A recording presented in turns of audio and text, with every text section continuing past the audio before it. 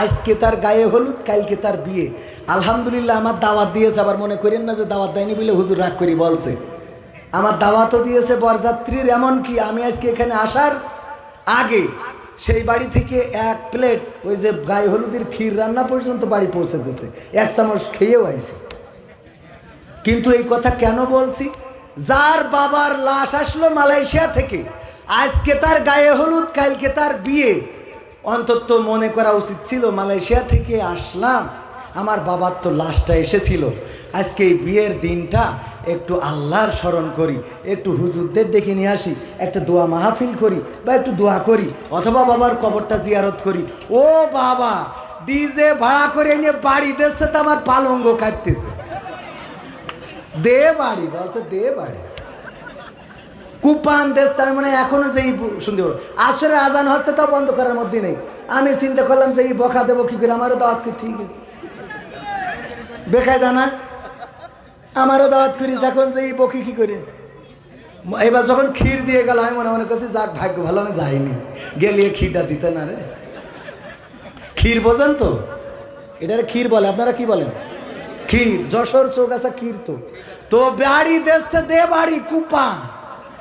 আমার মনে বড্ড আশা, এই বাড়ি যদি আর কেউ মারা যায়, এইবার আর লাশ পাঠাবো না, বিদেশেও না।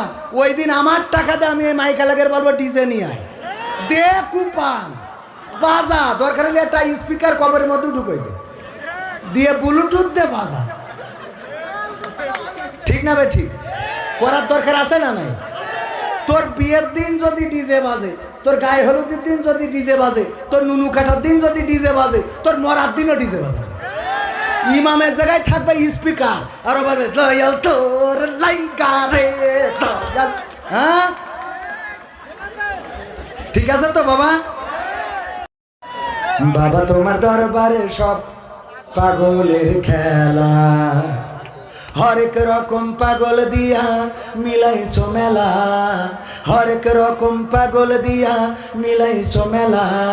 বাবা তোমার দরবারে সব পাগলের খেলা, বাবা তোমার দরবারে সব পাগলের খেলা। ইস্যুর পরে ইস্যু আসে, কত ইস্যু আসে পাশে, ইস্যুর পরে ইস্যু আসে, কত ইস্যু আসে পাশে। তদন্ত করিতে গিয়ে ফুরাই যে বেলা, তদন্ত করিতে গিয়ে ফুরাই যে বেলা। বাবা তোমার দরবারে সব পাগলের খেলা, বাবা তোমার দরবারে সব পাগলের খেলা। সালমান শাহ মারা গেছে আজ 30 বছর হচ্ছে। কয় বছর? 30 বছর পরে আবার সেই মামলার তদন্ত আছে। এ বেলা ফুরানো তো ফুরানো, এমন অবস্থা যে কিয়ামত এসে যাবে, তাও মনে হয় তদন্ত শেষ হবে না। ঠিক না বেঠিক? বাবা তোমার দরবারে সব পাগলের খেলা। টেলিভিশন টকশোর মাঝে কত বিজ্ঞানী টেকো আছে, এখন আবার টকশোয় খুব দাম। আম জনতার পার্টি বলে একজন, তার সাধারণ সম্পাদক, নাম কি? আম জনতার পার্টি, নাম কি ওর? তারে কি নাম? আমি বলি আম জনতার পার্টি না, ও তো আসলে আম বিক্রেতার পার্টি। ও আম বেচে, জানেন কি না? জানেন আপনারা? আম বেচে, আর এখন লেগেছে এমন ভাবে, মানে মনে হচ্ছে যে কি এক, আরে তুই আম বেশি খাইস, ওইটা বেশি খা। মনে হয় বোঝা গেছে ওই যারা দাড়িওয়ালা টুপিওয়ালা ওর থেকে আম কেনে না, এই জন্য মিজাজটা খারাপ হয়েছে বেশি। টেলিভিশন টকশোর মাঝে কত বিজ্ঞানী টেকো আছে, আসলেতে ওরাই হলো শয়তানের চেলা, আসলেতে ওরাই হলো শয়তানের চেলা। বাবা তোমার দরবারে সব পাগলের মেলা, বাবা তোমার দরবারে সব পাগলের খেলা। আলেম ওলামা দেখলে কেহ জলে, ওদের জলে কতক লোকের দেহ। এরম আছে না নাই? আলেম ওলামা ওই যে রাজশাহী, জাকসু, চাকসু, ডাকসু, রাকসু, এইসব জায়গায় পর্দানসীন নারীরা যখন বুরকা পরি শপথ নিচ্ছে, তখন কিছু লোকে জ্বলতেছে। এই সব জায়গায় যখন দাড়িওয়ালা টুপিওয়ালা নামাজিরা জিতে যাচ্ছে, কিছু লোকে জ্বলতেছে, বলেন ঠিক না বেঠিক? যখন ঢাকা বিশ্ববিদ্যালয়ে মাদক সেবন যারা করে, গান জুটে, ভব ঘুরে, এদেরকে প্রবেশ নিষিদ্ধ করেছে, দোকানগুলো উচ্ছেদ করেছে, ক্লিন করতে চেয়েছে ঢাকা বিশ্ববিদ্যালয়, তখন কিছু কিছু লোকের চেতনা জেগে উঠেছে। ওই চেতনাবাজরা আসলে চেতনাবাজ নয়, গান জুটে, ইয়াবাখোর, ফেন্সিখোর, মদখোর, আর নারী যদি হয় পর পুরুষে আসক্ত নারীগুলো, এদের এখন জ্বলা শুরু হয়েছে, বলেন ঠিক না বেঠিক? আলেম ওলামা দেখলে কেহ জলে কতক লোকের দেহ, বুঝবে ওরা বেলা যখন হবে অবেলা, বুঝবে ওরা বেলা যখন হবে অবেলা। বেলা অবেলা হওয়া বোঝেন তো? এই গানের মেলা ব্যাখ্যা, মানে মরি যাওয়ার পরে লাগে কার কথা কয় না? হুজুর হুজুর জানাজানা পড়া দেখার, ও তো জানা যায় যে তাকবিতি থাকে, এটাই তো জানে না। হাত বাঁধতে তাও উপরের হাত নিচেই দেয়, হ্যাঁ, আর নিচের হাত উপরে, এরম আছে না নাই? আবার বলে আগামীকাল সকাল 8টার সময় ঈদুল আজহার জানাজার নামাজ হবে। ঈদুল আজহার কেন নামাজ হবে? জানাজার নামাজ হবে, মানে জানেও না যে কেন নামাজ কোন নামাজ। আমার মাঝে মাঝে মনে হয় যে তোরা এই দুনিয়ায় থাকা, আমি চলে যাই, এ তোরা দেখে রাখ, আমার এখানে থাকা হবে না, সহ্যের বাইরে চলে যায়। এ আছে না নাই? পুলিশই ধরলো, গ্রেপ্তার করলো না কি করলো, হঠাৎ পেলো পায়ে শিকল বান্ধা গাছের সাথে, বেহুশ হয়ে পড়ে আছে, হাসপাতালে ভর্তি। তারপরে কি স্কুল থেকে সে বিপদে পড়েছে, এইগুলো মিডিয়ায় আসলো। হঠাৎ করে দেখি পরের দিন খবর উল্টে গেছে, বছর নিজে মনে চাইছে তাই গেছে, মনে চাইছ তাই শিকল কিনেছ, মনে চাইছ তাই পায়ে বেঁধেছ, মনে চাইছ তাই শুয়েছিল বেহুশ হয়ে, ওর মনে চাইছ তাই বেহুশ হয়েছে। এ সহ্য না করি পারবেন কি করে? এগুলো ঘটছে না? ঘটছে না মানে কোনে কি হচ্ছে, কি আমাদের সামনে কি আসছে বুঝে পারাই কষ্ট। আল্লাহ জানে এই থেকে কবে পরিত্রাণ পাবো। তারপরে দেখি কি বল, ও আমি বলেছি যে বুঝবে ওরা বেলা যখন হবে বেলা। আজকের একটা বাস্তব ঘটনা বলি, যদিও এই ঘটনাটা তাদের সামনে পড়ে যেতেই পারে। মালয়েশিয়ায় একজন মারা গেল, আমার গ্রামের, নাম বলবো না। মারা যাওয়ার পরে এই লাশটার কাছে যাবে, করোনাকালীন সময় এই লাশটার কাছে অবৈধ মানুষেরা তো যাইতে পারে না, অবৈধ যাদের পারমিট নাই, যারা ওখানে কাজ করতো ম্যাক্সিমামই পারমিট নাই, সব পালাই গেছে। আমি সেখানে গেলাম, যেয়ে সেই লাশটারে আমি নিজে পুলিশ ডেকে নিয়ে এই লাশটারে নিয়ে গেলাম থানায়, তারপরে হাসপাতালের ডিপ ফ্রিজে, তারপরে তার টিকিটের ব্যবস্থা করে লাশটা দেশে পাঠালাম। তার ছেলে আবার পরবর্তীতে মালয়েশিয়ায় গেছে, যে বিদেশ থেকে ছুটিতে এসেছে, এসে আজকে তার গায়ে হলুদ, কালকে তার বিয়ে। আলহামদুলিল্লাহ আমার দাওয়াত দিয়েছে, আবার মনে করেন না যে দাওয়াত দেয়নি বলে হুজুর রাগ করি বলছে। আমার দাওয়াতও দিয়েছে বরযাত্রীর, এমনকি আমি আজকে এখানে আসার আগে সেই বাড়ি থেকে 1 প্লেট ওই যে গায়ে হলুদের ক্ষীর রান্না পর্যন্ত বাড়ি পৌঁছে দিয়েছে, 1 চামচ খেয়েও আইছে।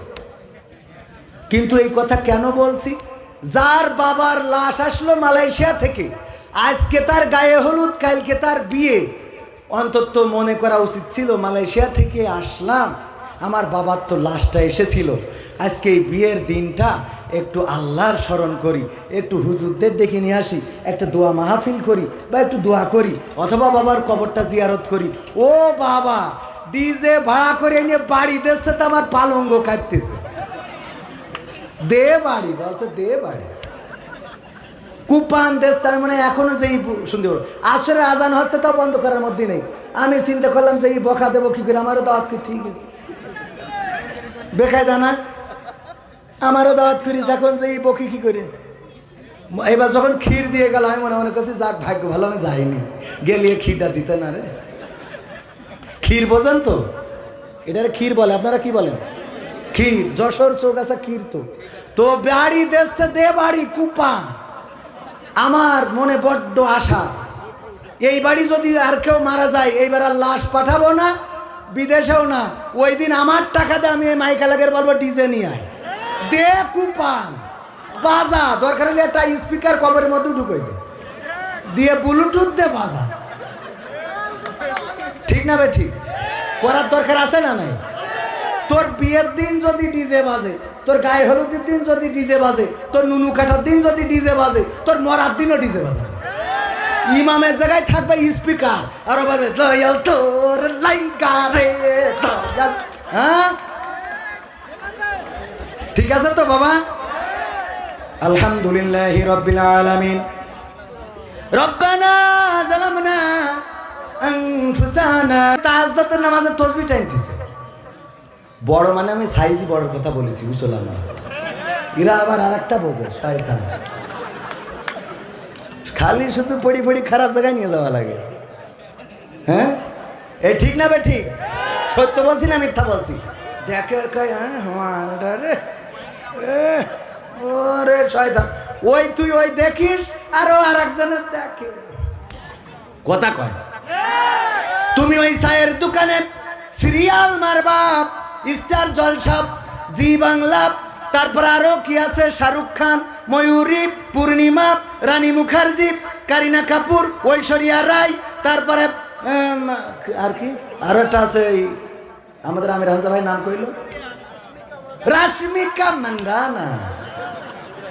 কি মান্দানা? রাশমিকা মান্দানা দেখবা আর মনে মনে করবা এইরাম একটা যদি পাইতাম রে, তাইলে সোগা সার পানের খিলি তারে খাওয়াইতাম। যখন তুমি এইটা বলো তখন তোমার স্ত্রী বলে স্বামী আমার যেমন তেমন, দেওর আমার মনের মতো। ঠিক না বে ঠিক? তুমি ওইটা খোঁজো, তোমার বউ বলে যে স্বামী আমার যেমন তেমন, দেওর আমার মনের মতন। কারণ ও রাত 12টায় আসলো, রাত 10টা পর্যন্ত আমার দেওর ডিউটি করে, আছে না নাই? তার মানে আগে তোমার ভালো হওয়া লাগবে। ফজরের আজান হয়ে গেল, তুমি মসজিদের জন্য গেলে না, কম্বল ডারে মুড়ি দিলে ওই নামাজ পড়া স্ত্রীটাও বেনামাজি হয়ে যাবে। কিন্তু ফজরের আজান হলো আর তুমি উঠে যদি মসজিদের দিকে চলে যাও, একদিন, 2 দিন, 3 দিন, 5 দিন যাওয়ার পরে দেখবা তোমার স্ত্রী, তুমি বলো নাই নিজে থেকে উঠে নামাজ পড়া শুরু করে দিয়েছি। ঠিক বলছি না? ঠিক বলছি। তাহাজ্জুদের সময় উঠে যান, যাই নামাজে বসে নামাজ আদায় করা শুরু করে দেন। তাহাজ্জুদের নামাজে যখন আপনি যাই নামাজে কাটাকাটি করবেন, ওগর তুমি আমার স্ত্রীকে মানুষের মতো মানুষ বানিয়ে দাও, তুমি আমার স্ত্রীকে পর্দানশীল বানিয়ে দাও, তুমি আমার স্ত্রীকে খাদিজা আয়েশা রাদিয়াল্লাহু তাআলা আনহার মতো করে দাও, তুমি আমার স্ত্রীকে হাজেরা আলাইহিস সালামের মতো করে দাও, তুমি আমার স্ত্রীকে এমন একজন মানুষ করে দাও যেন পরকালের ময়দানে আমি আমার স্ত্রীর জন্য জান্নাতে যেতে পারি। তুমি যদি তাহাজ্জুদের নামাজে স্ত্রী খাটের উপরে ঘুমানো এমন দোয়া করতে থাকো, তোমার স্ত্রীও দেখবা আস্তে করে খাট থেকে উঠে তোমার পিছনে নামাজে দাঁড়িয়ে যাবে। বলেন ঠিক কিনা? কিন্তু তুমি রাত্রি ফেসবুক চালাবা, টিকটক দেখবা, আর রিলস দেখবা, ও বাবা বাবা, আছে না নাই? আর মনে করবা তোমার স্ত্রী তাহাজ্জুদের নামাজ পড়বে, তা হবে না, হবে না। আমার মা বোনেরা বলছে হুজুর এইবার ওয়াজ পয়েন্টে পড়িয়েছ। ঠিক না বে ঠিক? মা বোনেরা আগে রাগ করিল যে হুজুরের দাওয়াত দেওয়া যাবে না, এখন বলছে হুজুরের আগামী বছর আবার দিতে হবে। জিজ্ঞেস করে দেখেন কে? আজকালকের ছেলেরা বই নিয়ে আর বসে না, ও বাবা গুগলে সার্চ করিয়া পড়ে। ওরে একালের মেয়েরা কোরআন হাদিস ধরে না, এখনকার মা বোনেরা কোরআন হাদিস পড়ে না, ও আল্লাহ টিকটকে ভিডিও ওরা করে। আজকালকের ছেলেরা বই নিয়ে আর বসে না, গুগলে সার্চ করিয়া পড়ে। আগের সময় প্রেম করিলে আমার মুরব্বীরা বলতো পাইছো কি, এখন বলে শখ করিয়া বাবু তুমি খাইছো কি। আগের সময় প্রেম করিলে মুরব্বীরা বলতো পাইছো কি, এখন বলে শখ করিয়া বাবু তুমি খাইছো কি। লজ্জা শরম নাই আইলাম কোন জামানায়, লজ্জা শরম নাই আইলাম কোন জামানায়, ভবিষ্যৎ দেখি অন্ধকারে। আজকালকের ছেলেরা বই নিয়ে আর বসে না, ও বাবা গুগলে সার্চ করিয়া পড়ি। নতুন করে হয়েছে চালু এখন আবার কোন ট্রেন্ড, পরিচয় করাই দেখি এই আমার গার্লফ্রেন্ড। আছে না নাই? শুধু কি ছেলেরা পরিচয় করায়? নতুন করে হয়েছে চালু, এখন আবার কোন ট্রেন্ড, পরিচয় করাই দেখি এই আমার বয়ফ্রেন্ড। মানে মেয়েরাও পরিচয় করাই না। হঠাৎ একটা ছেলে নিয়ে বাড়ি, মা জিজ্ঞাসা করে এই ছেলেটা কে? ওগো মা, এইটা আমার বিএফ। কয় বিএফ তো বুঝি না। কয় বিএফ মানে হলো বয়ফ্রেন্ড, মানে আমার বিয়ের আগের পার্টনার। হ্যাঁ, বিয়ের আগে যেইটা ওইটা। কয় দেখো মা, এইটা এইভাবে নিয়ে বেড়ানো যাবে না, এইটারে তুমি নিয়ে বিয়ে করে ফেলো। কয় আব্বা তো রাজি হবে না, কারণ এ তো 5 ওয়াক্ত নামাজের জায়গায় 5 বেলা গাঞ্জা খায়। আছে না নাই? কয় তুই নিয়ে চলে যা তোর খালার বাড়ি, আমি বলি রাখবানে। তারপরে তোর খালারা কাজী ডেকে বিয়ে পড়াই দিবানে, বাকিটা আমি সামলে নিবানে, তোর বাপের কি করে ঠিক করতে আমি করবানে। এই বলে পাঠাই দিলে। দিয়ার পরে যখন চারিদিকে হয়ে গেছে, আলতাফ ভাইয়ের মেয়ে বেরিয়ে গেছে, তখন এইবার স্বামী যখন বাড়িয়ে গেছে, তখন ওরে বাবা স্ত্রীর অভিনয় দেখে কিটা, কি জন্ম দে তুই চা।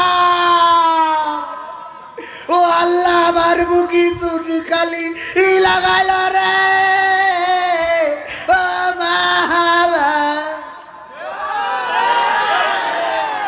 আছে না নাই? ওরে বাবা, ওর অভিনয়ের কাছে আমার শেখ হাসিনাও ফেল। ঠিক না বেটে? এমন পাকা অভিনেতা কি জন্ম তো তুই চাও, চুল খালি লাগাই যাবো কি জন্ম দিতাম? এইটা মেয়ে তোমার জন্ম দিতে কইল কিনা? ও 10 মিনিটই, আর তুই যে 25 বছর ধরে মানুষ করলি, ওর দোষ সব। কথা কয় না, ঠিক না বেটে? এই অভিনেতা আছে না নাই? নতুন করে হয়েছে চালু, এখন আবার কোন ট্রেন্ড, পরিচয় করাই দেখি এই আমার বয়ফ্রেন্ড। শরমের মাথা খাইয়া গেছে ওরা পাগল হইয়া, ভবিষ্যৎ দেখি অন্ধকারে। আজকালকের ছেলেরা বই নিয়ে আর বসে না, কি করে? মোবাইলে সার্চ করিয়া পড়ে। আমি বলিলাম 12টা পর্যন্ত কথা বলবো, কিন্তু একটু বেশি হয়ে গেছে, আর 5টা মিনিট কি দেয়া যাবে? রাজি আছেন? কারা কারা হাত দেখতে চাই? লিল্লাহি তাকবীর। আল কোরআনের আলো, আল হাদিসের আলো, আমার নেতা তোমার নেতা, নারায়ে তাকবীর। আমার আব্বা মরহুম মাস্টার আব্দুল সামাদ রাহিমাহুল্লাহ আপনাদের এলাকায় আসতেন, অনেকেই চিনেন। যারা কারা চিনেন হাত একটু উঁচু করেন দেখি।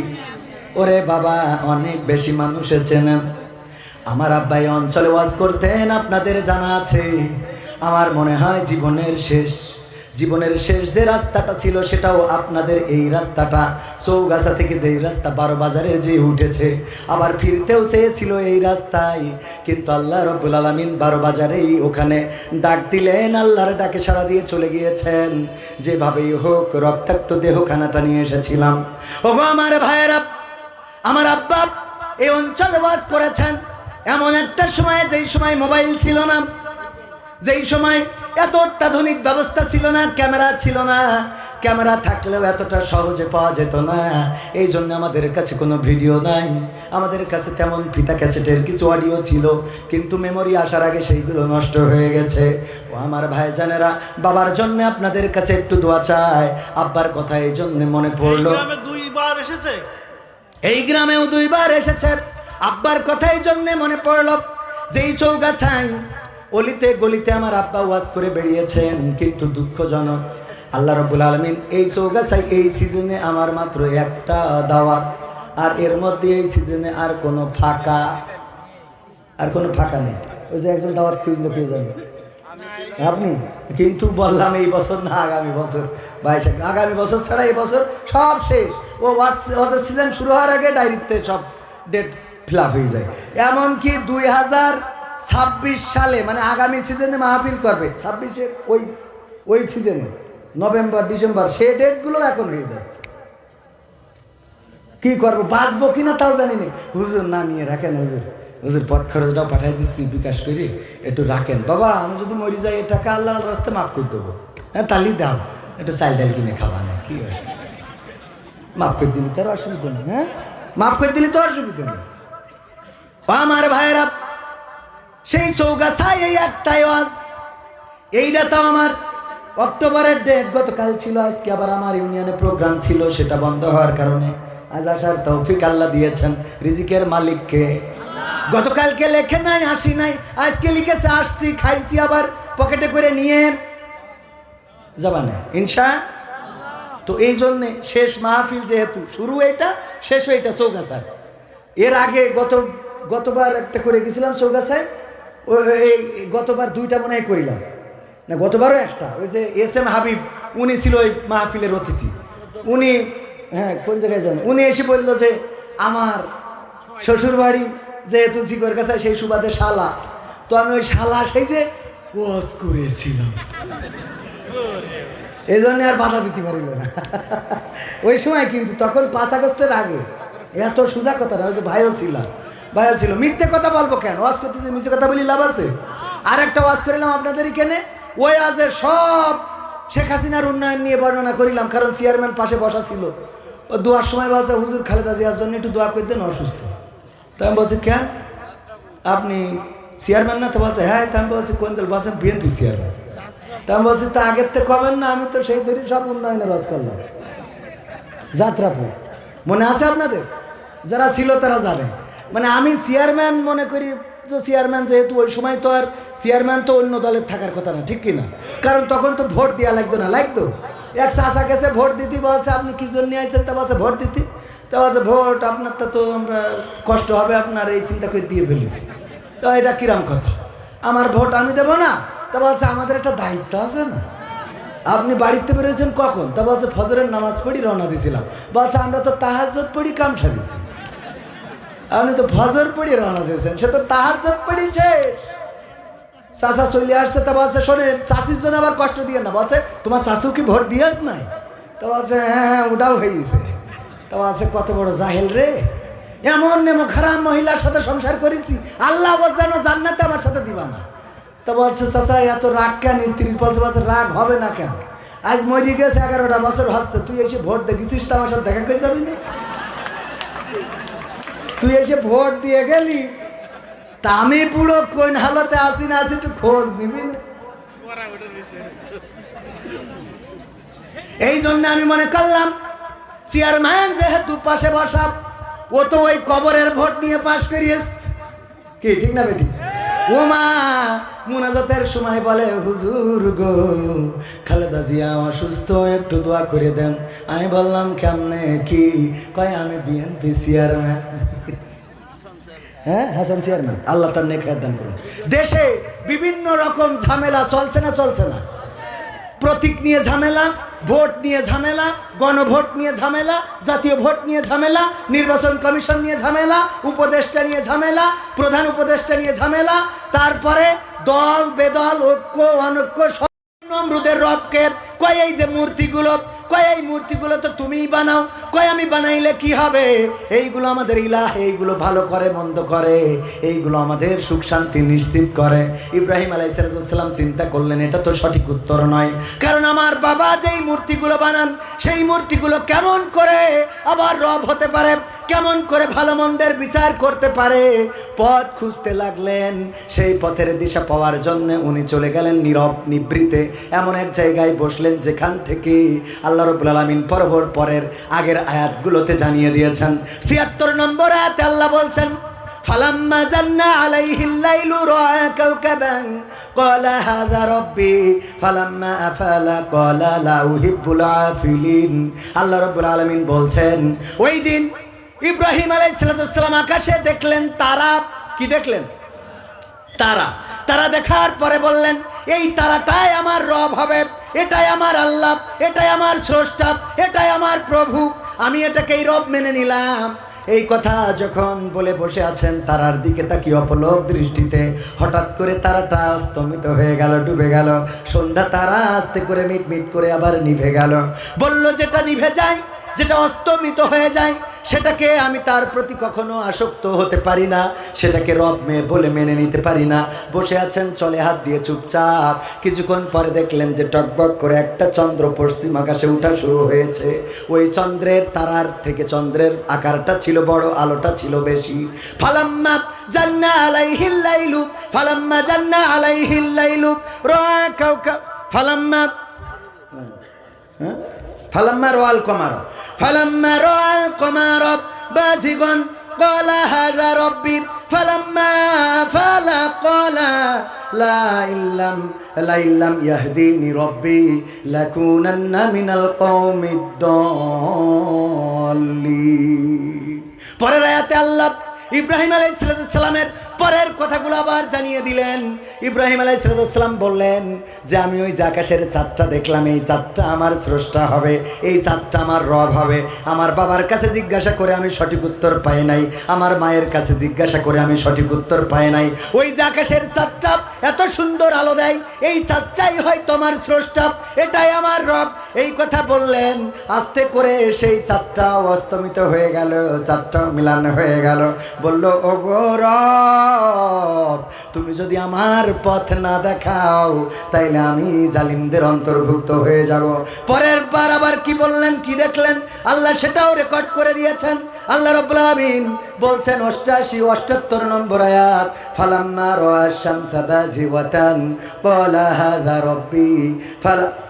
রব্বি হাযা আকবার ফালাম্মা আফালাত ক্বালা ইয়া কওমি ইন্নী বারীউম মিম্মা তুশরিকুন।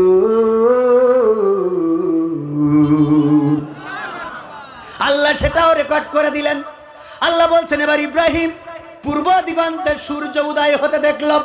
ফালাম্মা রাআ শামসা, সূর্য উদয় হতে দেখল। দেখার পরে বলল, এটাই আমার রব। হাযা আকবার, এটা ওদের থেকে বড়। তারার থেকে চাঁদ বড় ছিল আর চাঁদের থেকে সূর্যটা বড়। কিন্তু যখন সেই সূর্যটা আবার নিজের প্রখরতা হারিয়ে পশ্চিম আকাশে ঢলে পড়ল, অস্তমিত হয়ে গেল, তখন বলল, গো আমার কম শুনে নাও, আমি পথের দিশা পেয়ে গেছি, আমি পথের দিশা পাইছি, আমি রাস্তা পাইছি। এবার বলল, ইন্নী ওয়াজ্জাহতু ওয়াজহিয়া লিল্লাযী ফাতারাস সামাওয়াতি ওয়াল আরদ হানিফাও ওয়া মা আনা মিনাল মুশরিকিন। এবার বললেন, ওগো জাতি, ওগো আমার জাতির লোকেরা, ওগো আমার কওমের লোকেরা, তোমরা শুনে নাও। এতদিন ধরে মনে করেছিলাম এইটা ছাড়া উপায় নাই, এতদিন ধরে মনে করেছিলাম এইটা ছাড়া উপায় নাই, এতদিন ধরে মনে করেছিলাম এইটা ছাড়া উপায় নাই। কি কি বলেছি বুঝে নেন, এত বুঝাতে যাব না, কিন্তু এখন বুঝলাম রে এইটা ছাড়া উপায় নাই। ভাইরা আমার, সব বোঝা হয়ে গেছে রে। আকাশে তারা দেখলাম, চন্দ্র দেখলাম, তারকারাজি দেখলাম, চন্দ্র দেখলাম, সূর্য দেখলাম, এইগুলো সব অস্তমিত হতে দেখলাম। এবার বুঝে নিলাম এইগুলোর পিছনে একজন কারিগর আছে, যে তারকা উঠান আবার ডুবান, যে চন্দ্র উঠান আবার ডুবান, যে সূর্য উঠান আবার ডুবান। আমি সেই আল্লাহর দিকে আমার মুখটা করে দিলাম আর বলে দিচ্ছি, শুনে নাও, আমি তোমাদের শিরকের সাথে নিজেকে আর সম্পৃক্ততা রাখলাম না। বলেন আল্লাহু আকবার। আমরা যাই নামাজের দোয়া বানাইছি, অসুবিধা নাই, পড়েন। কিন্তু এই আয়াতটা কেন আসলো এবং এই আয়াতটা বলার পরে ইব্রাহিম আলাইহিস সালামের নমরুদের লোকেরা আদর আপ্যায়ন করে আপেল খাওয়ালো, কথা কয় না, আঙুর খাওয়ালো, না খাওয়াই নাই, বরং এই কথার পরে ইস্তিকামাত থেকে, এই কথার পরে নিজেকে অটল রেখে যখন চলে গেল মন্দিরে, ও কাজের মেলায় গিয়েছে। আর ইব্রাহিম আলাইহিস সালাম এই সুযোগে কুড়াল একখান নিয়ে চলে গেল মন্দিরে। মন্দিরে যাওয়ার পরে মূর্তিগুলো ভাঙলো, শুধু বড়টা ছাড়া। বড়টার কাঁধের উপরে কুড়ালটা রেখে বাড়ি যেয়ে নিশ্চিন্তে বসে আছে। নমরুদের লোকজন যখন বাড়িতে আসলো, আসার পরে দেখে মন্দিরের মূর্তিগুলো ভেঙে রেখেছে। বলল, এইগুলো কারা করেছে? কয় কারা করেছে এত তো দেখার দরকার নেই, ওই পরাজিত শক্তি করেছে। আমাদের ধারণা ওরাই করেছে। কিছু হইলেই দোষ আছে না নাই? কথা কয় না, আছে না নাই? যা হইতো তাতেই দোষ, যা হইতো তাতেই দোষ। আর সুযোগ একটা পাইছিল রে, কিছু হইলেই একেবারে চোখ বুঝে আমার পুলিশ ভাইয়েরাও কোনো মামলা তদন্ত লাগতো না। আমার ভাইজানের আজকেও যারা গল্প করলো তারা বলল, ভাই জীবনে কারো বড় কথা বলি নাই, জীবনে কারো কোনো দিন একটা চড় থাপ্পড় দিই নাই, অথচ নাশকতার মামলা খেয়েছি, মানুষ হত্যার মামলা হয়েছে, খুন খারাপির মামলা হয়েছে, অন্যায়ের মামলা হয়েছে, এমনিভাবে হামলা মামলা আপনাদের এলাকায় ছিল না। মরা লোকও ছাড় পায় নাই, পুলিশরা ওদের মুখস্থ কথা। কি কথা? মুখস্থ কথা। যা করেছে হুজুররা করেছে। ওই যে একবার একটা ওই যে আপনাদের বর্ডারের কাছে যাদের বাড়ি, বর্ডার থেকে বল্টু সাইকেলে করে বালু নিয়ে আসছে, বাস্তায় কি করে কিনে আসছে বালু। বর্ডারেতে প্রশাসনের লোক ধরি বলছে যে এতে কি, তা বলছে স্যার বালু স্যার, বলছে সাইকেলে বালু নিয়ে যাচ্ছিস তুই ভারতের বর্ডারতে, মানুষ কত দামি দামি জিনিস নিয়ে যায়, নিশ্চয়ই বালুর মধ্যে কিছু আছে, বাস্তা নামা চেক করি দেখে না আসলেই বালু, ছেড়ে দিয়েছে। দ্বিতীয় আবার আর একদিন, কি ব্যাপার বল্টু সাইকেলে কি স্যার? বালু স্যার। এই বস্তার মধ্যে মনে হয় অন্য কিছু, আবার চেক করে দেখে না বালু, ছেড়ে দিয়েছে। তৃতীয় দিন আবার বাস্তায় করে কি যেন, এই এতে কি স্যার? বালু স্যার। না, বর্ডার থেকে বালু পাচার করছি সেটা হইতে পারে না, নিশ্চয়ই এই বালুর মধ্যে কোনো কিন্তু আছে, এইটা ল্যাবে পাঠাবো, পরীক্ষা করবো, তারপরে তোর সাথে কথা হবে। ল্যাবে পাঠাই পরীক্ষা করি, দেখে বালু। বল্টুর সাথে দেখা হয়েছে, চৌগাছা হয়েছে ব্রিজের মাথায় ওখানে, বলছে যে এই বল্টু তুই এই প্রতিদিন এই যে বাইসাইকেলে করি বালু পাচার করিস, কোন দুঃখী কদিন রে? তা বলছে স্যার আমি তো আসলে বালু পাচার করি না, আমি ওই সাইকেলটাই পাচার করি। আপনারা তো পড়ি পড়ি খালি চেক করেন বালু, কি পাচার করে?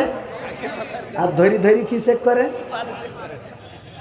আমাদের অবস্থা তাই হয়েছিল, পাচার হয়ে যায় কত কিছু, আর মামলা হয় বুঝতে না। টাকা সব ব্যাংকের থেকে শেষ, 5টা ব্যাংক এখন একসাথে করতেছে, ইসলামী ব্যাংক বাদে। ইসলামী ব্যাংক মানে বাংলাদেশ ইসলামী ব্যাংক যেটা, এইটা বাদে বাকি অন্য অন্য যে ইসলামী ব্যাংক আছে, সোশ্যাল ইসলামী ব্যাংক, আল আরাফা ইসলামী ব্যাংক, ফার্স্ট সিকিউরিটি ইসলামী ব্যাংক, তারপরে আরও কী কী ইসলামী ব্যাংক, 5টা একসাথে। অনেকে আবার ওইটার সাথে আমাদের ইসলামী ব্যাংক লাগাই ফেলতেছে। এইটা না, এইটা এখন পর্যন্ত ঠিক আছে, কারণ এইটার কর্মীগুলো এখনও ন্যায়, সৎ এবং সততা দিয়ে কাজ করে যাচ্ছে, বলেন ঠিক কিনা? তো যাই হোক, সব খালি করে ফেলেছে, ও স্যারেরা খুঁজে পায় না, খালি খুঁজে পায় দাড়িওয়ালা, টুপিওয়ালা, পাঞ্জাবিওয়ালা। কিছু হইলেই মামলা এদের নামে, আছে না? না, বালু পাচার করে না সাইকেল পাচার করে, এটা বোঝার ক্ষমতা নেই। ওগো আমার ভাইয়েরা, এখনো প্রশাসনের অবস্থা খারাপ না ভালো? এখনো খারাপ, এখনো আছে না নাই? ওই সময় বলতো হুজুর কথা বলেন ঠিক আছে, কিন্তু রাজনীতি করেন না, আর এই সময় এসে বলে হুজুর আমি শিবিরের সাথী ছিলাম। এই সত্য বলছি না মিথ্যা বলছি? সব আল্লাহর ওয়ালি ছিল। আমি বললাম তা আমাকে ধৈর্য মারতো কারা? আমাদের তাড়া করতো কারা? স্টেজে কথা বলতে দিত না। পাবনায় গেলাম, বলছে হুজুর প্রশাসনের লোক আসতে শিগগির মোনাজাত করেন। মোনাজাত ধরেছে, একজন বলছে হুজুর মোনাজাত বাদ দেন, আপনি চলেন দিন। মোনাজাত করতে দিন। ঠিক বলছি না? ঠিক বলছি? যারা এইগুলো করেছিল তারা কি আজকে আছে? এমপিরা সব কোথায় গেল? মন্ত্রীরা সব কোথায় গেল? কোথায় কাদের কাকা? তাদের ছাড়া দেশটা এখন লাগে ফাঁকা ফাঁকা। ঠিক না ঠিক? পালাবে না, পালাবে না, যাই না তবু দেখা, পালাবে না, পালাবে না, যাই না তো তবু দেখা, তাদের ছাড়া দেশটা এখন লাগে ফাঁকা ফাঁকা। এটা গাইতে চাইলাম না, কিন্তু 2টা চিরকুট আইছে। আমি এখন চিন্তা করি যে আমরা এসব গান আর না গাই, আলোচনা করি যা কাজে লাগবে, কিন্তু 2টা চিরকুট এটা না গাইলে ওরা আবার এই কমিটিও একটা দেশে, শ্রোতারাও একটা দেশে। গাবো? হ্যাঁ, শুনবেন? আর একটু সময় কি থাকা যাবে? মা বোনদের জন্য কিছু ওয়াজ করার দরকার আছে না নাই? কারণ মা বোনেরা আপনাদের থেকে কম না বেশি এসেছে? বেশি। সুতরাং মা বোনদেরও ওয়াজের দরকার, কারণ মা বোনেরা এখন ফিতনার সবচেয়ে বড় কারণ। স্বামী বিদেশ থেকে টাকা পাঠায়, চৌগাছাতে তুলে নিয়ে মহেশপুরীর রোডে বিভিন্ন ক্যাফে আছে না নাই? আল্লাহর ওলিরা এনে যায় না, যায় না? কথা কয় না? যায় না, যায় না? আর মার্কেটগুলোতে তো পুরুষদের কোনো চারাই নেই, সব মা বোনেরা। আর দোকানদাররাও আমাদের অত দাম দেয় না। আমাদের বাজারে আমি যেই দাঁড়াইছি বললাম ভাই এটা আছে, তো বলছে আছে। আমি বললাম দেন। হঠাৎ দুই মহিলা এসেছে, ওনাদের সাথে কথা বলছি, বললাম আমারটা দেন। তো বলছে হুজুর আপনি একটু সরিয়ে দাঁড়ান, গায়ে ঘেঁষা লাগলে তো গুনাহ হবে। আরে বাহ, উনি আমার হাদিস শিখাচ্ছে। গায়ে ঘেঁষা মানে তুমি চলে যাও, আমার দুটো কাস্টমার এসে তোমার আর লাগবে না। সে অবস্থা আমাদের ইয়াহিয়া মুন্সি, উনি মালয়েশিয়ায় থাকতে মুখে তো দাড়ি, ইমাম সাহেব নির্যাতনে পড়ে মালয়েশিয়ায় চলে গেছিল। তো ফেয়ার অ্যান্ড লাভলি মাইক, তো খুবই কালো মানুষ, আল্লাহ মাফ করুক, নাম বলছি শুনে ফেলবে না। আমার মাঝে মাঝে বলেও যে আমার উদাহরণ দাও। তো উনি খুব নির্যাতনে পড়ে মালয়েশিয়ায় গেছিল। তো ফেয়ার অ্যান্ড লাভলি কিনতে গেছে, তো দোকানে থাকে মেয়ে, তো বলতেছে যে হুজুর ফেয়ার অ্যান্ড লাভলি তুমি কোথায় লাগাবা? তো বলতেছে যে মুখেই লাগাবো। তো বলছে যে কে জন্যে? মুখী তো সে জায়গা কই, সব তো মুখী দাড়ি দিয়ে ভরা। কি দিয়ে ভরা? দাড়ি দিয়ে ভরা। ইউমিয়া মুখা জাঙ্গুট বাইয়া মানা মাও ইনি পাকায়। এ তোর মুখী তো দাড়ি দিয়ে ভরা, কোন জায়গায় লাগাবি? তো আমাদের অবস্থা তাই, হুজুর মানুষ দোকানে দাঁড়াইলে যদি মেয়ে মানুষ ঢোকে তাইলে আর হুজুরের পাত্তা নাই। ওরা প্রশ্ন করা শুরু করে দেয়, আপনি ফেয়ার অ্যান্ড লাভলি মেকি কত আর পরিষ্কার হবেন? আমি কই মেকি যেহেতু পরিষ্কার হয়নি, খাইয়ে দেখ পানে, তাও তুমি দাও। কিন্তু ওর তো কাস্টমার মেয়ে মানুষ, কারণ ওদের যদি বুঝাইতে পারে ৩,৩০০ টাকার জিনিস যদি কোনোভাবে বুঝাইতে পারে, ওইটা ১৩০০ টাকায় বেশি দেবে। আর উনি কিনে এনে রে বাবা খুব গর্ব করে, কিনে এনেছি দেখে। আরে বাবা, স্বামীর কয় তুমি তো কোনোদিন পারলে না। স্বামী পারবে কি? ওইভাবে তো ঠকাতে পারে না কোনোদিন, কথা কয় না, তুমি তো কোনোদিন পারলে না। আরে বাবা, মানে কত পারান্দার। ও আমার ভাইরা, এই জন্যে মা বোনদের জন্যও কিছু কথা বলার দরকার আছে না নাই? নারীরা জাহান্নামে যাবে, কারণ হলো দুইটা। কয়টা? বড় কারণ দুইটা। বিশ্ব নবী সাল্লাল্লাহু আলাইহি সাল্লাম বললেন, ওগো নারীরা শুনে নাও, দুইটা কারণে নারীরা বেশি জাহান্নামী হবে। আমি মেরাজে যেয়ে দেখেছি অধিকাংশ নারীরা জাহান্নামী। সাহাবীরা জিজ্ঞাসা করলো কোন কারণে? বলল দুইটা কারণ, মেজর কারণ, বড় কারণ, দুইটা কারণ। তার মধ্যে ১ নম্বর কারণ হলো অধিকাংশ নারীরা তাদের স্বামীর নাশুকুরি করে, তাদের স্বামীর প্রতি কৃতজ্ঞ না, স্বামীর প্রতি নাশুকুরি করে। স্বামী যেটা কিনে আনে পছন্দ হয় না, স্বামী যেটা করে ভালো লাগে না, স্বামীর করা ঘরের ডিজাইন ভালো না, স্বামীর করা রং কালার ভালো না, স্বামীর কেনা কাপড় রং থাকে না, স্বামীর কেনা তরকারি পোকা হয়েছে, স্বামীর কিনা মাছ কাটা বেশি, স্বামীর কিনা কচু গাল চুলকায়, স্বামীর কিনা ওল সেদ্ধ হয় না, স্বামীর কিনা মরিচ ঝাল নেই। কথা কয় না। ও মরিচ কি বানাবে? কয় মরিচ কুটে দিছি ২০টাই, তাও টক হয়নি। তুমি কি মরিচ কিনেছ? আছে না নেই? আর ও যেইটা কেনে ওইটার উপরে আর একটা নাই রে। ওর ভাই হলো পৃথিবীর সর্বশ্রেষ্ঠ ভাই, ওর বোন হলো পৃথিবীর সর্বশ্রেষ্ঠ বোন, ওর মা হলো পৃথিবীর সর্বশ্রেষ্ঠ মা, ওর বাবা হলো পৃথিবীর সর্বশ্রেষ্ঠ পিতা। আর ওর কাছে ওর শাশুড়ি হইল ও ফিরাউনির মার্কা লোক, ওর শাশুড়ি হইল হিন্দা, আর শ্বশুর হইল আবু জেহেল। কথা কয় না? ওর কাছে ওর মা বাপ সব আল্লাহর ওলি, আর শ্বশুর বাড়ির যত আত্মীয় আছে সব বিষ। কি কথা কয় না? আপনাদের এদিকে তো নাই, আছে? শ্বশুর বাড়ি থেকে যদি কিছু আনে, ওরে বাবা সেইটার দাম বেশি। যদি একই কোম্পানির ফ্রিজ হয়, বাবার বাড়ি যেটা ছিল ও একই দামে কিনেছে, কিন্তু শ্বশুর বাড়িটা ভালো, ওইটার ওয়ারেন্টি আর এটার গ্যারান্টি, তাও ওইটা ভালো। ও গ্যারান্টিটা ভালো, কারণ কি? ওই তো বাবার বাড়িতেই নেই, বাবার বাড়িতে আনলে খুব দাম। এরা মা বোন আছে না নাই? গাই গরু যদি বাপের বাড়ির থেকে একটা আনে, ওই গাই গরু আমার আলতাফ ভাই বুড়ো হয়ে মরি যাবে, তাও গরু মারবে না। বলেন মরে? আলতাফ ভাই কষ্ট করে বাড়ি একটা চৌগাছা একটা জমি কিনেছে, জমি কেনার পরে বলছে আজকে রেজিস্ট্রির দিন, চলো রেজিস্ট্রি করে চৌগাছা হোটেল থেকে খেয়ে আসবো। যাওয়ার সময় বলছে আমি আব্বাকে বাড়িতে গাই গরু ডাইনে দিলাম বলে এত দূর হইয়াছে। আব্বাদের বাড়িতে গাই গরুটা নিলাম বলে এত দূর হলো। এরপরে বলছে ঠিক আছে অসুবিধা নাই, ওখানে 5 তলা ফাউন্ডেশনে একটা বিল্ডিং করেছে। উদ্বোধনের দিন বলছে বেগম সাহেব চলো আজকে আমরা বিল্ডিংটা ফিতে কেটে উদ্বোধন করব, তুমি তো আমার অর্ধাঙ্গী, তোমারে না নিয়ে যাব না। স্ত্রী যাওয়ার সময় ফিতে কাটার আগে গুতো মেরে বলছে আব্বাকে বাড়িতে গায়ে গরুটা আনিলাম বলি এত বড় বিল্ডিং হইল। এরপরে একটা গাড়ি কিনেছে 4 চাকার, কিনে বলছে বেগম চলো আজকে এই 4 চাকার গাড়িতে তোমার নিয়ে বিনোদিয়া পার্কে যাব। ওই যে বিনোদিয়া না কি পার্ক বানাইছে যশোরে, ওখানে তোমার একটু ঘোরাবো। গাড়ির দরজা খুলে ওই পাশে আমার আলতাফ ভাই বসা, দরজা খুলে সিটি বসার আগে বলছে আব্বাকে বাড়িতে গাই গরুটা আনিলাম বলে, আব্বাদের বাড়িতে গাই গরুটা আনিলাম বলে এত দূর। আমার বিশ্বাস যদি আলতাফ ভাই জান্নাতে যায় আর যদি বেগম সাহেবও জান্নাত পায়, ওই দরজায় যেয়ে গুতো মেরে কবে আব্বাকে বাড়িতে গাই গরুটা আনিলাম বুঝলে, ঠিক না বেটে? ও গাই গরু একেবারে পরকাল পর্যন্ত নিয়ে ছাড়বে রে। আর স্বামী যা করেছে জীবনে, যেই জমি কিনেছে ওই জমিতে ধান হয় না। স্বামী যা করলো, আমাদের এক হুজুর বলছে আমার স্ত্রীর এত কিছু এনে দিই কোনোদিন খুশি হয় না। আমি একদিন বুদ্ধি করে, আমার স্ত্রী খালি কয় দেখো অমুকের শাড়িটা কত সুন্দর, অমুকের 3 পিস কত সুন্দর, অমুকদের বাড়িটা কত সুন্দর, অমুকদের গাড়িটা কত সুন্দর।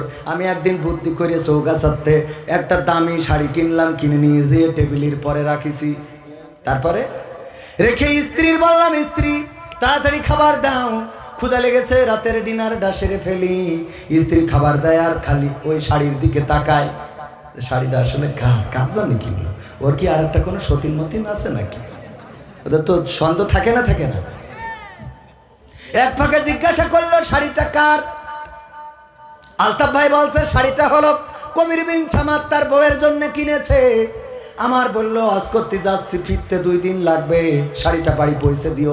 কয় দেখো শাড়িটা কত সুন্দর, কালারটা কত সুন্দর, রংটা কত সুন্দর, আর তুমি যা কেন তা পরো যা। তুমি আমার আব্বা যা কি দেখে নিয়ে দিল, আমার সারা জীবনটা চলতে চলতে গেল, ও সারা জীবন চলতে চলতে গেল। আমার আব্বা এমন একজন দেখে বিয়ে দিয়েছে যার চোখ না যেন 2টা মারবেল, চোখে কিছু দেখে না। কি শাড়ি তুমি কেন? বলছে স্ত্রী যদি তোমার পছন্দ হয় তুমি এটা নাও। বলছে নীলি কবির বিন সামাদ রাগ করবে না? সে তো আমাদের বক্তা, আমরা টাকা না দিলেও কি করবে? এই জন্য সমস্যা নাই, তুমি এটা নিতে পারো, নাও। স্ত্রী নিয়ে খুব খুশি। আলতাফ ভাই রাত্রে শোয়ার সময় চিন্তা করলো যদি এই রাতে মালাকুল মাউত উঠাই নিয়ে চলে যায় তাইলে মনের কথাটা বলা হবে না। স্ত্রীরে বলতেছে স্ত্রী বেগম সাহেবা শাড়িটা কি তোমার পছন্দ হয়েছে নাকি? হ্যাঁ খুব পছন্দ হয়েছে, কালার ভালো, রং ভালো, সুতো ভালো, সব ভালো লেগেছে। সত্যি কি পছন্দ হয়েছে? হ্যাঁ সত্যিই পছন্দ হয়েছে। এত সুন্দর শাড়ি জীবনে পরি নাই, এত সুন্দর রং সং, এত সুন্দর মিহি সুতা, এত সুন্দর পাট, আমার পছন্দ হবে না কেন? বলতেছে দেখো দেখো রে, এই সুন্দর শাড়িটা কিন্তু আমি নিজে চয়েস করে তোমার জন্য কিনেছি। বলছে সত্যি তুমি কিনেছ? হ্যাঁ আমি কিনেছি। বলছে তাহলে এর রং থাকবে না, তাহলে এর রং থাকবে না। এই গেছে সব অর্জন শেষ। কি এরা না শুকুরি করে? কি শুকুরি করে? যতই তুই করে আগায় না, ওর চোখে অন্যটা ভাল লাগে। ওই শাহরুখ খান দেখো কত সুন্দর করে রানী মুখার্জির নিয়ে তাকে নাকে দিনতা করে রে, তোমার তো কোনো যোগ। ও নাচতে পারে, মাঠে খাটতে খাটতে বল বিয়ারিং সব প্রাপ্ত হয়ে গেছে, ঠিক না? বে ঠিক মোবিলি কাজ করে না ঠিক মতো, ওর তুই নাচাবি কি করে শাহরুখ খানের মতো? ঠিক না বে ঠিক? আছে না নাই ভাইয়েরা আমার? এই নাশুকুরি করা নারীরা যাবে কোথায়? অথচ এই স্বামী কত কষ্ট করে দেখেন। কোন স্বামী নিজে ছেঁড়া কাপড় পরে কিন্তু স্ত্রীকে ছেঁড়া কাপড় পরাতে চায়, নিজে ছেঁড়া জুতা পরে কিন্তু স্ত্রীকে নতুন জুতা কিনে দিতে চায়, নিজের ছেঁড়া জামাটা পরে কিন্তু স্ত্রীকে দামি জামাটা কিনে দিতে চায়। কোনো স্বামী চায় না তার স্ত্রী খারাপ জামা জুতা পরুক, কোনো স্বামী চায় না তার স্ত্রী অপমানিত হোক, কোনো স্বামী চায় না তার স্ত্রী কোনো গালমন্দ শুনুক।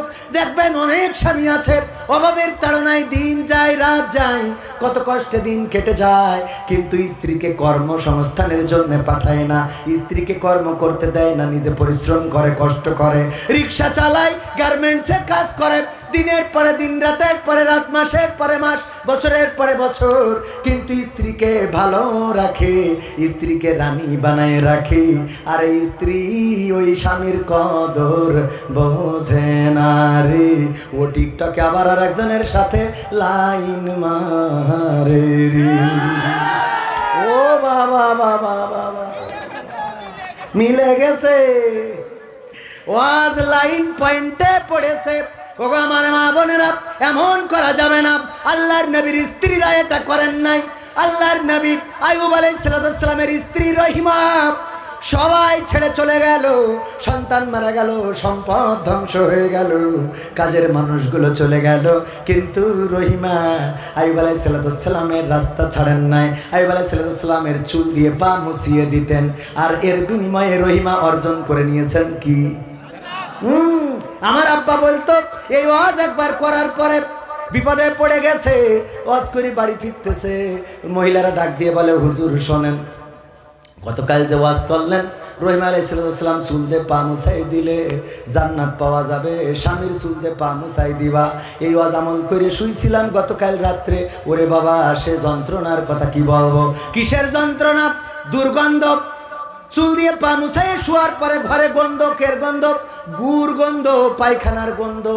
এত গন্ধ কোথা থেকে আসে খুঁজে পাইনে পাইনে পাইনে পাইনে, লম্প জ্বালালাম খুঁজে পেলাম না, হেরিকেন ধরালাম তাও পালাম না, খুঁজতে খুঁজতে খুঁজতে খুঁজতে এক সময় আমার স্বামী আমার চুল টেনে নাকের কাছে নিয়ে দেখে চুল থেকে গন্ধ। স্বামী জিজ্ঞাসা করল, তোমার চুল থেকে কেন এই পায়খানার গন্ধ, কোন কারণে? বললাম তা তো জানি না, হুজুর ওয়াজ করেছে যদি স্বামীর চুল দিয়ে পা মুছাই দিতে পারো তাইলে জান্নাত পাওয়া যাবে। রহিমা আলাইহিস সালাম আইয়ুব আলাইহিস সালামের চুল দিয়ে পা মুছাই জান্নাত পেয়েছে। আমি চিন্তা করলাম ওয়াজটা আমল করে শুই, আমি তাই তোমার চুল দিয়ে পা মুছাই তারপরে শুইছিলাম। ও জাত গেল বলো এ কোন আজব কারখানা, ও জাত গেল বলো। ওরে সত্য কাজে কেউ নয় রাজি, সত্য কাজে কেউ নয় রাজি, সবই দেখি তা না না না, ও জাত গেল বলো। কেন জাত গেল?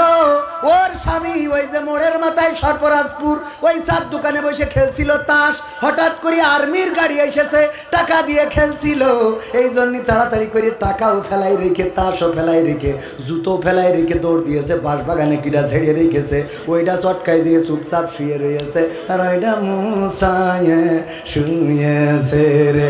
মা বোনেরা বলছে হুজুর গো আপনি ওয়াজ করে চুল দিয়ে পা মুছাই দিতে কইছেন, অসুবিধে নেই, আমরা দেব, কোনো আপত্তি নেই, কিন্তু দয়া করে একটু স্বামীদের বলবেন ওরা যেন টিউবকলের থেকে পাটা ধুয়ে তারপর শোয়, অন্তত টিউবকলের থেকে পাটা ধুয়ে যেন শোয়, তা না হলি তো জ্বালার শেষ রে। আমার স্বামীরা আমার ভাইদের ওয়াজ পয়েন্টে পড়িল। এইবার স্বামীদের বলি, স্ত্রী খারাপ হয়ে যাচ্ছে, আপনি এসে বলেন হুজুর একটু দোয়া করি, কি আমার 8 লাখ টাকা নিয়ে হাঁটা দিয়েছে, আছে না নাই? আমি বলি হাঁটা দেবে না কেন? তুমি স্ত্রী খোঁজো রাবিয়া বসরির মতো, স্ত্রী খোঁজো খাদিজা রাদিয়াল্লাহু তাআলা আনহার মতো, স্ত্রী খোঁজো ফাতেমা রাদিয়াল্লাহু তাআলা আনহার মতো, স্ত্রী খোঁজো আসিয়া আলাইহিস সালামের মতো, হাজরা আলাইহিস সালামের মতো, সারা আলাইহিস সালামের মতো, কিন্তু তুমি সারাদিন চায়ের দোকানে বসে পরিমণি আর নুরা লাইলা দেখে বেড়াবা, আর স্ত্রী তাহাজ্জুদের নামাজে থাকবে, এই কন্যে পাও? কথা কয় না? তুমি চার দোকানে বসে সিরিয়াল মারো, ময়ূরী, পূর্ণিমা, জাগের সব সাইজ বড় আর কি, ওইগুলো দেখি বেড়াবা, আর বাড়ি মনে করবা যে তোমার এসেছে, মনে হয় ওই জাতীয় দলের লোক না, হুজুর হলো আল্লাহর দলের লোক। কার দলের? কার দলের? সবাই বলেন কার দলের? আল্লাহর দলের লোক। যারাই আল্লাহর দিন এই জমিনে কায়েম করতে চাইবে, প্রতীক যা হয় হোক, নেতা যে হয় হোক, আল্লাহর দল আল্লাহর দিন যে কায়েম করতে চাইবে, আমরা সে যে হয় হোক, আমরা তার পক্ষের লোক। বলেন ঠিক কিনা? ঠিক না ঠিক? যদি কেউ দাড়ি পাল্লা নিয়ে ইসলামের বিপক্ষে চলে যায়, তাইলে ওই দাড়ি পাল্লার টেঙাতে দেয়া হবে, দেয়া হবে। যদি কেউ হাত পাখা নিয়ে কোরআনের বিপক্ষে কথা বলে, তাইলে ওই হাত পাখা দিয়ে আর বাতাস খাবো, খাবো। কারণ হাত পাখা যতই হোক, আপনি ইসলামের বিপক্ষে যাবেন, এটা মানা হবে। আমরা না ভোট দিতেও রাজি, হ্যাঁ ভোট দিতেও রাজি। এখন এক দল বলছে না ভোট দাও, আর এক দল বলছে হ্যাঁ ভোট দাও। আমাদের কথা হলো ইসলাম যারা কায়েম করতে চাইবে তাদের পক্ষে হ্যাঁ, ঠিক না বেঠিক? দাড়ি টুপির পক্ষে যারা যাবে তাদের পক্ষে হ্যাঁ। এই জমিনে দুর্নীতি যারা মুক্ত করতে চাইবে তাদের পক্ষে, সবাই বলেন তাদের পক্ষে। এই জমিনে যারা সন্ত্রাসী বন্ধ করতে চাইবে তাদের পক্ষে, এই জমিনে যারা খুন খারাপি বন্ধ করতে চাইবে তাদের পক্ষে, এই জমিনে যারা ধর্ষণ জেনা ব্যভিচার বন্ধ করতে চাইবে তাদের পক্ষে। কিন্তু এই জমিনে যারা অন্যায়, চাঁদাবাজি, লুটতরাজ, লুণ্ঠন, স্বৈরাচারী, দুঃশাসন, এই জাতীয় কাজগুলো যারা করতে চাইবে তাদের পক্ষে। বলেন, তার মানে আমরা হ্যাঁরও পক্ষে নারও পক্ষে। কের পক্ষে? হ্যাঁরও পক্ষে নারও পক্ষে। হ্যাঁর পক্ষে কোন দিক থেকে? যেই দিক থেকে আমরা দেখব যে আল্লাহর সাথে সম্পৃক্ততা আছে, আল্লাহর হুকুমের বাইরে না, সেইটা আমাদের জন্য হ্যাঁ। কিন্তু যেটার সাথে আল্লাহর সাথে সম্পর্ক নাই, বরং আল্লাহ সেটা নিষেধ করেছেন, এই জাতীয় কাজের সাথে যদি সম্পৃক্ততা রাখে আর এই জাতীয় কাজ যদি করতে চায়, সে জামাতের হোক, চরমনার হোক, হেফাজতের হোক, দাড়িওয়ালা হোক, টুপিওয়ালা হোক, পাঞ্জাবিওয়ালা হোক, জুব্বাওয়ালা হোক, তাদের পক্ষে না। কথা ক্লিয়ার? আমি কি কোনো রাজনীতির কথা বললাম? বলেছি একটাও রাজনীতির কথা পাবেন না। ওয়াজ করবো 12টা পর্যন্ত, রাজনীতির কথা যদি বলি বলবেন যে হুজুর নেই, রাজনীতির কথা কেন বলবো? কোরআন এসেছে এই সমাজে শান্তি প্রতিষ্ঠার জন্য। ইসলাম মানে কি? তো শান্তি প্রতিষ্ঠা করার জন্য যে কথা বলতে হবে সেটা তো বলাই লাগবে। এটাকে রাজনীতি বলার কোনো সুযোগ নেই, এটাই আল্লাহর নীতি। কার নীতি? বলেন কার নীতি? কোরআনের সাথে যারা করবে দ্বন্দ্ব, তাদের সাথে কবু হবে না আপোষ। কোরআনের সাথে যারা করবে দ্বন্দ্ব, তাদের সাথে কবু হবে না আপোষ। জেল জুলুম হলেও হবে, জেল জুলুম হলেও হবে, বিবেকের কাছে তবু রব নির্দোষ। আমার রবের কাছে রব নির্দোষ, মহান প্রভুর কাছে রব নির্দোষ। কোরআনের সাথে যারা করবে দ্বন্দ্ব, তাদের সাথে কবু হবে না। কোরআনের কথা যারা বলে যায় আজ, তাদের দমাতে কত ফন্দি। কাউকে ধরে নিয়ে দিয়েছে ফাঁসি, কাউকে রেখেছিল বন্দি। কোরআনের কথা যারা বলে যায় আজ, তাদের দমাতে কত ফন্দি। কাউকে ধরে নিয়ে দিয়েছে ফাঁসি, কাউকে রেখেছিল বন্দি। হক কথা বললেই চলে যায় গাপ, কোরআনের কথা সইতে পারে না।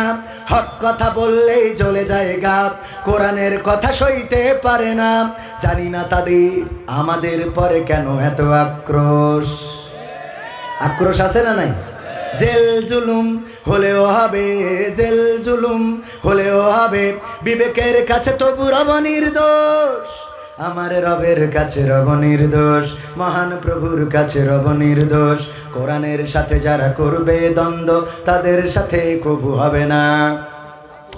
কোরআনের কথায় আজ বলতে গেলে আসছে বাধা কত ভাবে। কোরআন প্রেমিকেরা হাতে রেখে হাত সামনে এগিয়ে যাবে, যাবে না? যাবে না? এখন ইসলামপন্থীরা এক হচ্ছে, বলেন ঠিক কিনা? চরমনায়, হেফাজত, আলিয়া, কওমিয়া, জামাত, এই জাতীয় পার্থক্য ছিল, কিন্তু এখন ওলামায়ে কেরাম এক প্ল্যাটফর্মে আসছেন, বলেন ঠিক কিনা? এক প্ল্যাটফর্মে আসবেনই, কারণ যারা এক আল্লাহকে ইলাহ মানে, এক কোরআনকে সংবিধান মানে, এক বিশ্বনবী হযরত মুহাম্মদ সাল্লাল্লাহু আলাইহি সাল্লামকে নেতা মানে, তাদের মধ্যে এত বিভেদ থাকবে কেন? যারা বিভেদ করবে ওরা আল্লাহর রাসূলের উম্মত নয়, ওরা শয়তানের উম্মত। বলেন ঠিক কিনা? কারণ আল্লাহ বলেছেন ওয়াতাসিমু বিহাবলিল্লাহি জামিয়া ওয়া লা তাফাররাকু, তোমরা সংঘবদ্ধভাবে পাঁচকলি টুপি না বাটি টুপি না বা অন্য টুপি না অন্য পাগড়ি এগুলো দেখার বিষয় না, সংঘবদ্ধভাবে কার রাজ্য আঁকড়ে ধরো? কার রাজ্য?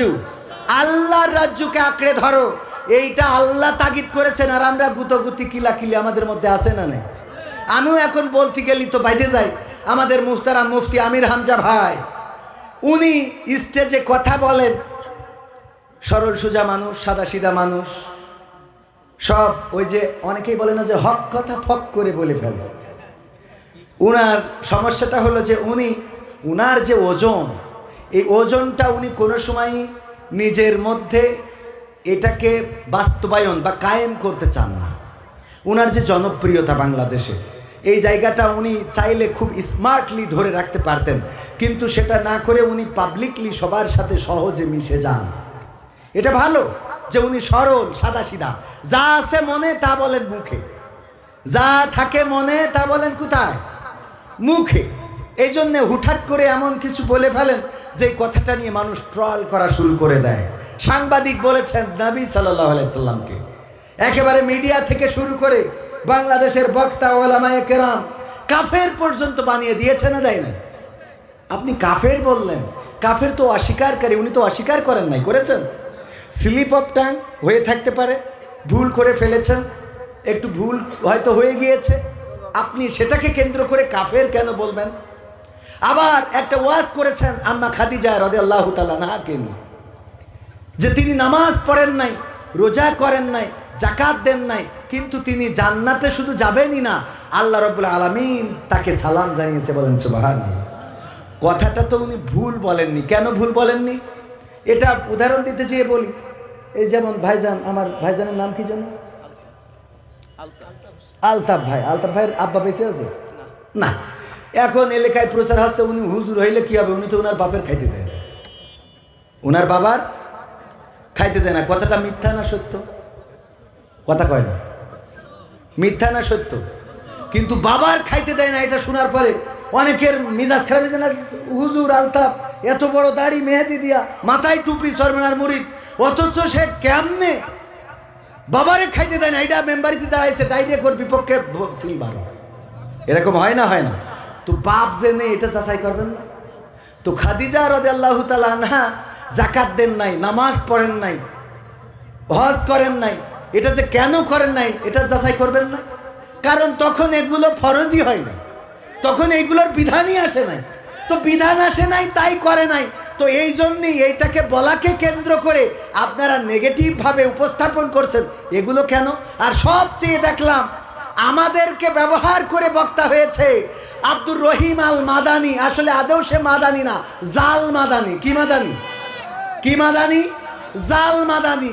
আর মাদানি হইতেও পারে, একজন নামের শেষে লাগাইছে যে অমুক আল মাক্কি। আমি বললাম কেন? বলছে যে ঢাকায় একটা হোটেলে চাকরি করতাম, সেই হোটেলের নাম ছিল আল মক্কা হোটেল।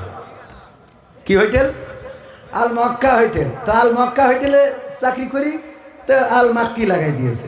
হ্যাঁ, দেখা যাচ্ছে যে আজহারি ভাই, আমাদের আজহারে পড়িছে, তাই আর একজন দেখা গেল যে কোনোভাবে নাম আজহারি লাগাইছে। জিজ্ঞেস করলাম কেন? বলছে যে আজহারির আমি একবার দেখিলাম, এই জন্য ও কি নামের শেষে একটা টাইটেল। একজন নামের শেষে লাগাইছে কাতারি, অমুক হুজুর কাতারি।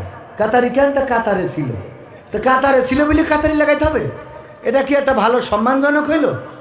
আমি বললাম, আমার মাঝে মাঝে অনেকেই বলে যে আপনার নামের শেষে এরকম আজাদি, জিহাদি, তারপরে মাক্কি, মাদানি পাওয়া যায় না। আমি কইছি আমি কোনোদিন যদি উগান্ডায় যেতে পারি, এসি লাগাবো কবির বিন সামাদ উগান্ডি। কি একটা টাইটেল একটু আনকমন হওয়ার দরকার আছে না? আছে না? নাই, এটা আনকমন। তুফানি, এক বক্তার, আল্লাহ মাফ করুন, এটা বলতেই হচ্ছে নামের শেষে তুফানি। তুফান বোঝেন তো? তুফান মানে কি? ঝড়, টর্নেডো, এগুলো তো। তো কি তুফান বানাইলো আল্লাহ জানে, যে তার নামের শেষে তুফান। এই যে মাদানি লাগাইছে, জাল মাদানি, কোন মদিনায় যেই পড়িছে, কোন ভার্সিটির, তো মুতে পড়েছে, এইবার ফতোয়া শুরু করেছে আমির হামজাকে জাহেল, জালেম, ফাসেক, কাফের, যা মনে চায় তাই বলে যাচ্ছেন। এগুলো বলার জন্য তো হুজুরদেরকে শ্রোতারা নিয়ে আসে না, নিয়ে আসে। আপনার কাছ থেকে দুইটা ভালো কথা শুনতে চায়, দুইটা মিষ্টি কথা শুনতে চায়, দুইটা দিনের কথা শুনতে চায়, দিনের বয়ান শুনতে চায়, যেটা শুনলে কাজে লাগবে, পরকালে জাহান্নাম থেকে মুক্তি পেয়ে জান্নাতে যাওয়া যাবে, আল্লাহ রাসূলের ভালোবাসা অর্জন করা যাবে, আল্লাহকে পাওয়া যাবে, সেই কথাগুলো শুনতে চায়। আজকে মওয়াজের স্টেজগুলো আমরা এই বানাই ফেলেছি। এখন আমিও তো সেই সেম কাজই করলাম, কারণ ওদের ঠিক করতেছি, আমারও ওদের বিরুদ্ধে বলতে হবে। তা আমও কি তার বাইরে? এখন উপায় কি? উপায় হলো সবাই চুপচাপ আস্তে করে ফিরে আসি। সবাই কি করি? তওবা করি, ফিরে আসি। আমিও তওবা করি, আল্লাহ কবুল করুন, বলেন আমিন। সূরা আল আনআম থেকে তেলাওয়াত করেছি ৭৯ নম্বর আয়াত। মনে আছে আপনাদের? মনে আছে? পড়েন, ইন্নী ওয়াজ্জাহতু ওয়াজহিয়া লিল্লাযী ফাতারাস সামাওয়াতি ওয়াল আরদ হানিফান ওয়া মা আনা মিনাল মুশরিকিন। আমরা কোথায় পড়ি এই আয়াত? যাই নামাজের দোয়া হিসাবে। কিন্তু জানি না এই আয়াতটা কোথায় নাজিল হলো, কেন নাজিল হলো, এই আয়াতটার শুরু কোথায়, কেন আবার কোরআনে অন্তর্ভুক্ত করা হলো, কেন নবীর মাধ্যমে জানিয়ে দেয়া হলো।